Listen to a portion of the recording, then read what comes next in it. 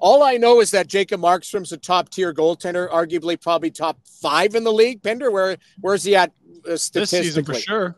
Yep, top 3 guy this year. Okay, so that's what you're dealing with. So Craig Conroy's dealing from a position of strength if the goaltender wants to move on. Now, that's the giant, multi-million-dollar question, is if you want to trade him or you get an offer and you approach the player and he can control his own destiny. And the other thing is Vladar. What's his situation from injury Contract? standpoint? No, contract I know, but injury. Yeah. Like, we're is not he sure.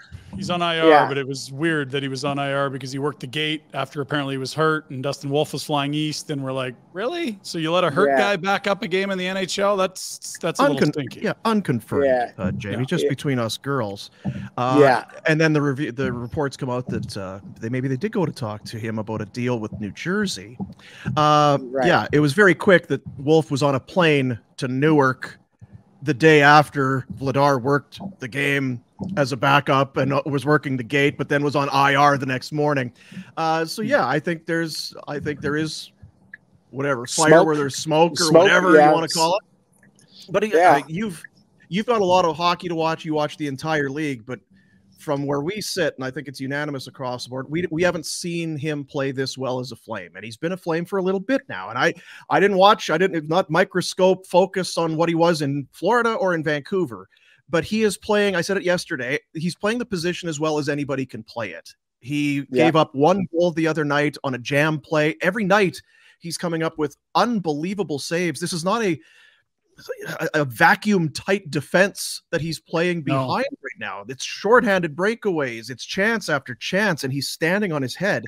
This is, if you're looking for a goalie, one of the best in the game is available potentially right now. We never see that. I agree. The problem is, and the challenge is, if he wants to move on, you got to find, first of all, you've got to get him to accept that. Secondly, what's the offer? That's the crazy part. And how do you fit him into a cap structure where, the team that might be acquiring him, they're going to have money in, money out, and throw in, massive assets for a top tier goaltender. So this would be a blockbuster deal if Jacob Markstrom was traded. And I don't even know what it would look like because, again, you would have to, if you're probably any team, if you're Calgary, you might have to eat some of his salary just to have him fit into the team that he's going to. That's going to be, you got to add in sweeteners just to eat salary on a top tier player just so that he can fit in his new situation. So many factors come into it. It'll be a very, if he gets traded, it'd be a very complicated deal. Yeah, well, and that's what reports from Elliott on Saturday said. That's where the deal sort of got bogged down, was on salary retention and what that was worth. And that is on top of what you noted, which there just aren't a lot of comps for goalies having Vezina caliber years getting moved. There just aren't, because teams typically are rolling and heading into the playoffs. Yeah. So there's a teams lot that of are desperate for goal. It's teams that are desperate for goaltending, taking a roll of the dice on Dwayne Rollison, right? Or somebody like that last year, right? It's not a bona fide number one, maybe best in the league being moved. Yeah. So I don't know how it shakes down. It still feels like if it gets done, it's an off-season deal because more teams can come to the dance. The only reason you would think you're trading right now for Markstrom is if you're playoff bound. Yes, But the thing is you're right. But what if you feel like your team you just need a save? Like, what if you feel like your team? So I would argue this New Jersey think they're one player away from having a deep run in the playoffs. If they think that they're, Jacob Markstrom away from winning a couple rounds in the playoffs, you might want to go all in. What if you're Carolina and you think you got a really good team, but you just don't have stability in that position? And you want 3 playoff runs from this particular player, and he's 34 years old and playing the best hockey he's played. So, and there's no guarantee that you're going to get that level of play the next year or the following year. Maybe you do want somebody at the top of his game right now. because he is having a we call it a career year or one of them. Mm-hmm. So, that's the, I guess, the spicy meatball we're dealing with, because if you're a manager and you're like, hey, my team's really good, but we just don't trust our goaltending, we could trade for a guy at the top of his game right now who's brilliant. Like, that might be the difference in, winning us a round or two in the playoffs if we feel like we're a good team. So you might go all in on that and mortgage the future. You see LA last night? No kidding. I did. Like, I was going to say, against in Buffalo. Holy shit. Like, Retro, you had a front row seat at least 2 out of the 3 times with Hasek and Kiprasov.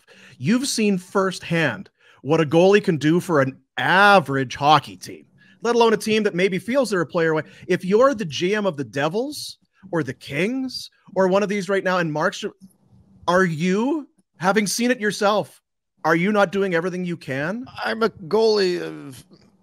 They're my favorite people. And I'm going to do anything to have one of the best goalies in the league, because as soon as you have that, you have a chance. Yes, I say the Flames have a chance of making the playoffs because Markstrom's playing so good. Only because, it's yes, the one and only reason. You can do anything with goaltending. Anything's possible. Florida Panthers down 3-1. Boston, yes, Florida's a good team, but it wasn't their team that got him out of that hole. It was a goalie. Yep, you're right. But the league, I've had a general manager say this to me: the league should just be called goalie. Because if you don't have good goaltending, you notice it. If you do have good goaltending, then you just you bank on it. You just go, okay, we got a good goalie. Let's see what the team looks like. But that's what we're dealing with. And you're right. LA Kings give up a touchdown last night. They don't have a lot of leeway there. They don't have a lot of leeway. Well, and it's Rittich and Talbot and Copley. Like, it's Blake and late in his contract. Yeah, yes. That is a desperate GM. He's fired a coach, and look, Talbot was found money, but he's hurt now, and Copley always felt like a flash in the pan, and Dave Riddick posted 930. That stopped last night. Well, yeah, I mean, big save, Dave. You guys have seen that up front and personal. Like, I love David Riddick, but we all know, like, he's a 2 in the league at best, right? And there's no shame in that. You guys are talking to one.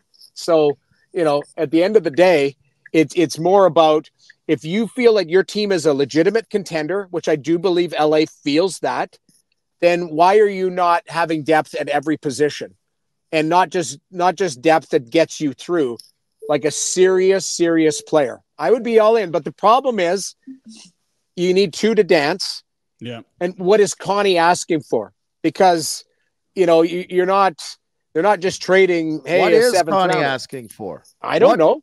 I have no idea what Connie would be asking for. The rumored package was something along the lines of the Holtz rookie, a first, and then you'd have to probably take some money or eat some salary, but that's where things sort of fell apart. So if you could get a good young roster player and a first, I think that's a starting point. And how good that young player is probably depends on how much more you need to add. That Holtz kid's high pedigree.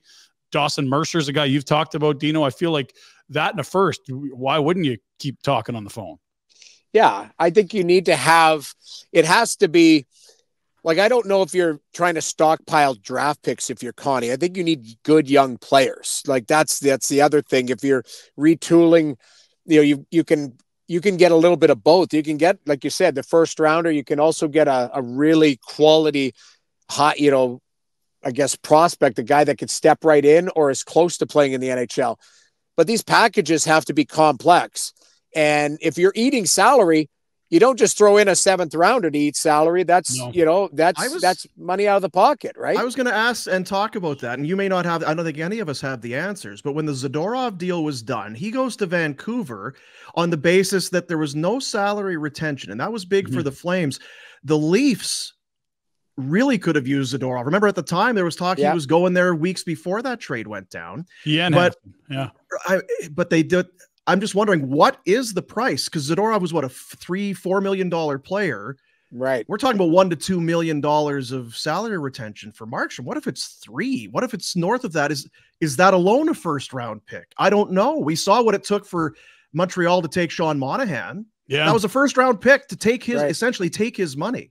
Yeah, we're in that same ballpark here. I feel like that's another high-end pick. And to your point, Dean, the cap is tighter for most teams than it was that offseason with Monahan. I think this goes up and down like the tides. With when there's cap space, it doesn't cost as much for teams to go get people to eat money. When everyone's tight, you could probably charge a little more. You can. And here's the other thing. Connie, again, is dealing from a position of strength because his team's winning for the most part. People are happy. They look like they're playing with confidence. He's still got big decisions to make on the other players, but Markstrom, at the start of the year, he probably didn't have the plan of him being in the mix to be moved. So you're probably sitting there going, this is potentially found money if he's a guy that would want to be moved, or I can move him for, some assets. To me, it's a win-win. And the closer you get to the deadline, you're going to watch these teams give up a touchdown going, we need somebody today. We need somebody yesterday. Yeah. And go, that might put you over the top. That's another thing is the pressure points. Let's get it going. LA, 7 goals last night. I just looked because I wanted to make sure Conroy and Rob Blake played together in LA in the short time he was there. They're tight. They're thick as thieves. Yes. Best friends. I'm sure they summer together, that sort of thing. I mean, godparents. The thing about it though is, I would argue, I don't even know if you make Markstrom a $4 million goaltender that he'd be able to fit in their cap structure. I don't have it in front of me, but I think tight for sure. 2.5. You got to take something back for sure. There's no doubt. So you're going to have to move out a live body, and the live body's not going to be, Joe Smith type of thing. It's going to be, you're going to have to, it's got to be a big package, and the package is going to have to include somebody that you really covet. Yeah. And, it's going to be, I'm going to need some Quentin Byfield. Yes. That's what I was just going to say. That's not happening, but yeah, that's what you aim for, right? Why isn't it happening? Well, I just think that when you look at what they have, he's the guy, might be their only untouchable at this point, really. He's their best young player. That's what I would say. Yeah. Well, as of right now, but prior to now, it was Kempe and Fiala. And those guys kind of go down the line. Yeah. That's one guy that they drafted high in the last 5 years. They've had a lot of years of being bad. Hey, yep. Robin, whatever Rob's short for. Robbins. You know what I have in my hand right here? It's a Stanley Cup ring. Oh my God. Wow. It's a cup ring. Gosh, and it's got your name on it. And what's the 23, 24? That's this year? Yeah. I've got it right here. How bad do you want it? Yeah. And I know your contract's up at the end of the year, and the pressure, it's tight. It's tight like a snare drum. It's tight like a golf ball. You want the ring? It's right here. I think, you're right.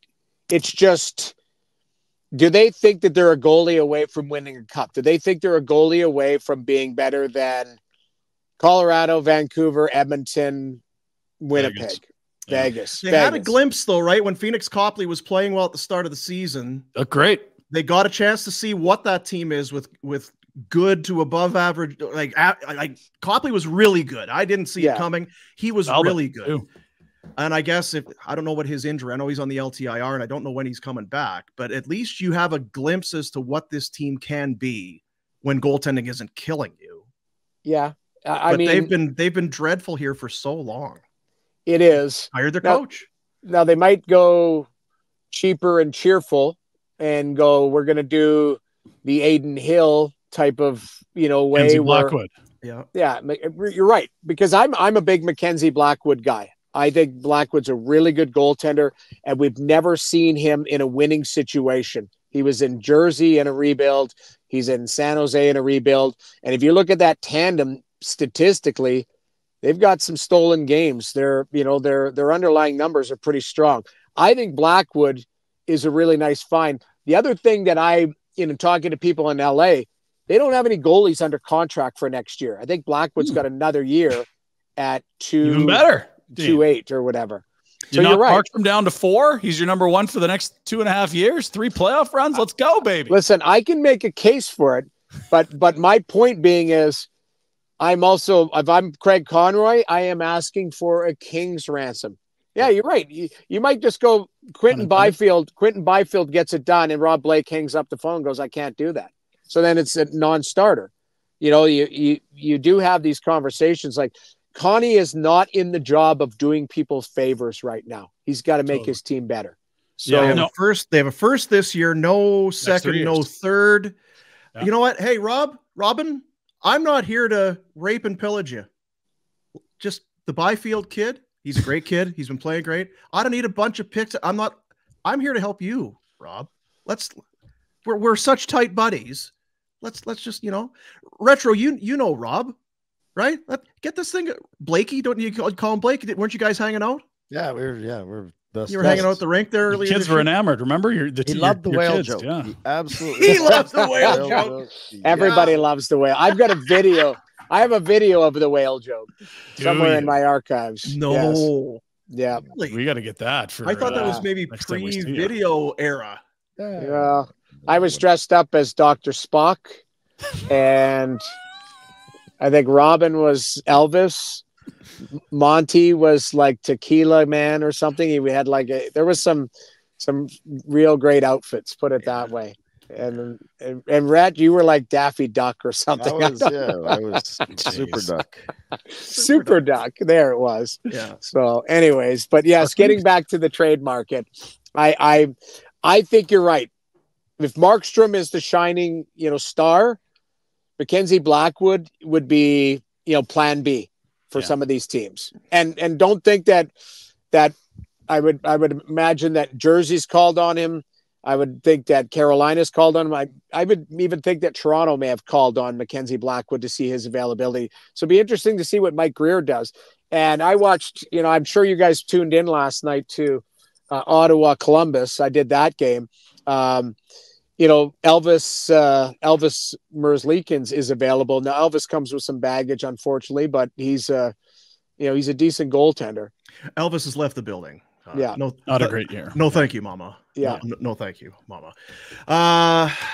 Could I throw something real quick? I mean, sure. Sorry, I know you're trying to move on. No, it's good. They got a lot of prospects. You got Brandt Clark, you got Turcotte. Yeah. They've got their first the next 3 years. I love Byfield, and I think you absolutely asked for him, but it isn't as if the LA Kings don't have prospects in a cupboard full of very nice young players.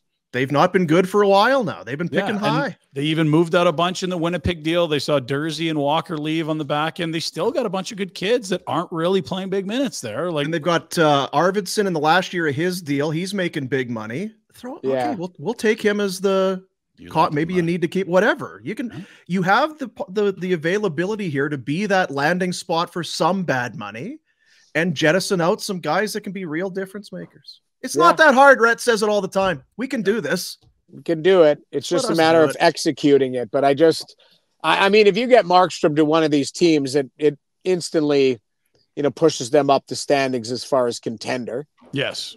But that's, how much? That would be my question. How much? If like I brought it up, if Markstrom goes to LA, who are you taking when we just line up Vancouver, Edmonton, Winnipeg, Vegas, and Dallas? Forgetting about Dallas too. Colorado. Well, don't care. Which LA team are we talking about? They look like the best team in the division 2 months in, and they've looked like shit since. So it's more than just the goaltending there. But when they looked right, they looked as good as anyone in the West. They did. They went 16 in a row on the road without a loss. At least with Markstrom, you get more than 1 year. Yeah, right. Exactly. Like you're getting 3 you can runs. say, well, we might not. Maybe you don't win against Vegas or Colorado or Dallas this year, but certainly it gives you a chance to win. You're not going to beat them without them. Right. So if you got him, you got a chance to win, and you can do it this year or next year or the next year if he's playing well. Hey guys, thanks for watching. Be sure to check out more of our content right here on the Flames Nation YouTube page. We had a bunch of great long-form interviews. You can check out some videos we've done as well outside of the studio. And of course, if you want more writing or merchandise stuff, flamesnation.ca or nationgear.ca. Appreciate you watching.